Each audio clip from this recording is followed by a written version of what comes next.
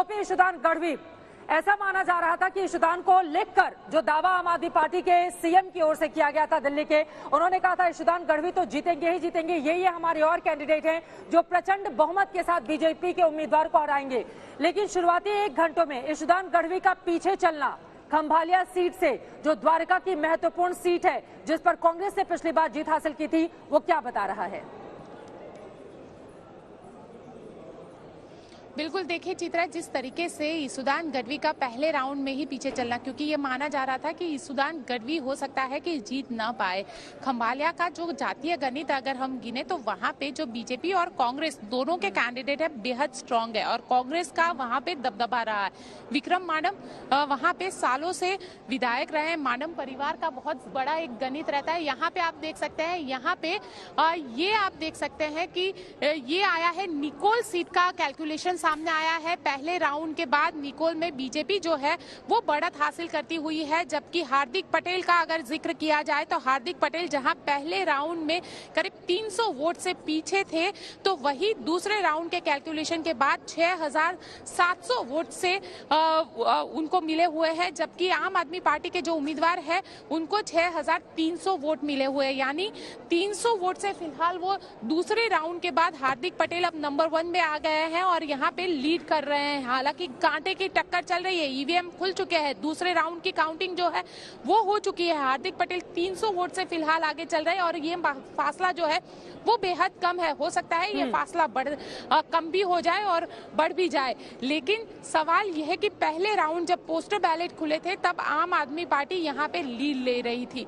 तो कहीं ना कहीं बेहद दिलचस्प मुकाबला है और लड़ाई जो है अब विरमगाम सीट पर आम आदमी पार्टी और बीजेपी के बीच होती हुई दिख रही है। कांग्रेस यहाँ पे इस पूरे जो जंग है उसमें विरमगाम में 2 राउंड में फिलहाल तो नहीं दिख रहा है आपके पास और धीरे धीरे बड़ी खबर हो रही है, तो वैसे वैसे पता चलेगा।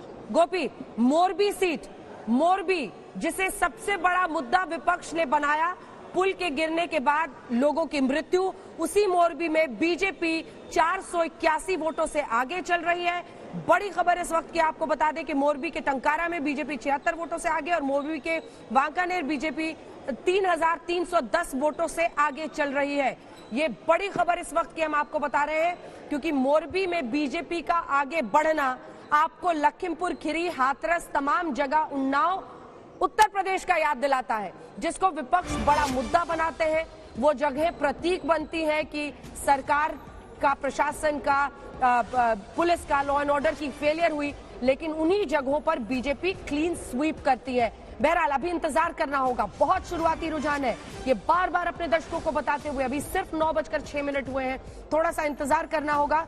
शुरुआती रुझान ही अभी आ रहे हैं, लेकिन शुरुआती रुझान ये साफ संकेत देते हुए कि मोरबी में बीजेपी आगे चल रही है। क्यों शर्मा साहब, लेकिन इसी के साथ जो अन्य पूरे गुजरात की तस्वीर है उस पर भी एक चर्चा आपसे कर लें। 134 यानी 2002 का जो आपका रिकॉर्ड था 127 सीटों का, उसको पार करते हुए, आगे बढ़ते हुए 134 पर आप पहुंचते हुए अभी तक के रुझानों के मुताबिक। शर्मा जी। नहीं अंजना जी, ये 134 अभी जो आप देख रही हैं, निश्चित तौर से स्वयं आप कह रही हैं कि अभी ये शुरुआती रुझान है, लेकिन हमारा ऐसा मानना है कि इससे भी हम कभी कहीं और ज्यादा ऊपर जाएंगे, कि जो स्थिति वहां दिख रही है बाकी दलों की, उसके आधार पर मैं बहुत विश्वास से बात कह सकता हूं कि ये जो 134 से भी हम और आगे निकलेंगे, क्योंकि वहां देखिए गुजरात में जो विपक्ष था, कांग्रेस था, वो एकदम मुद्दा विहीन थी, यानी स्थिति में थी, कोई मुद्दा नहीं था उसके पास, सिवाय इसके कि इस तरह की जो विषयों को उठाकर या प्रधानमंत्री जी को अपशब्द बोलकर या इस तरह से वो केवल जो है अपनी हताशा और निराशा और बौखलाहट को दर्शा रहे थे।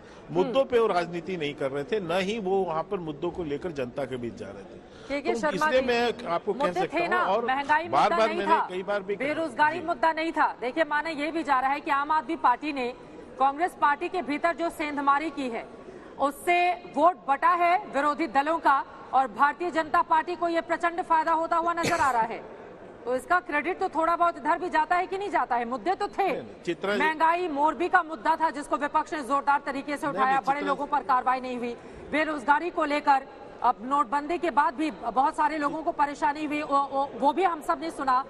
लेकिन वोटों का बंटवारा क्या बीजेपी को बड़ा फायदा पहुंचा रहा है?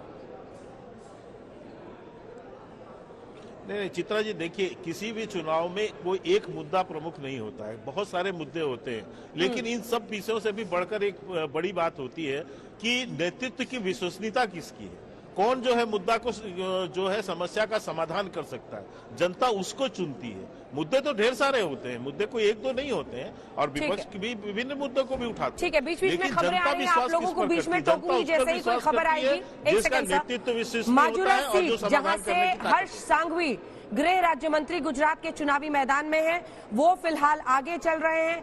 6,524 वोट है, लीड उन्हें 5,967 सीट वोट्स का है। वहीं जयराम ठाकुर भी हिमाचल प्रदेश में आगे चल रहे हैं। आपको बता दें, मैनपुरी से भी खबर आ रही है जहां पर डिंपल यादव काफी आगे चल रही हैं।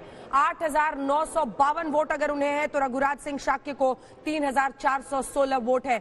यानी इन तमाम सीटों पर कौन आगे, हमने आपको बता दिया। रिवाबा जाडेजा लगातार आगे चल रही हैं अपनी सीट से, और हार्दिक पटेल दूसरे राउंड में आगे हुए हैं। जैस्मिन शाह हमारे साथ जुड़ रहे हैं। जैस्मिन जी, 4 पर अटकती हुई आम आदमी पार्टी दिखाई दे रही है गुजरात में। खैर, हिमाचल में तो आपने पहले ही हाथ खींच लिया था, वहां पर शून्य का मामला चल रहा है। हालांकि हमारा अनुमान एग्जिट पोल का 2% वोट्स आपको वहां भी दिखाता है।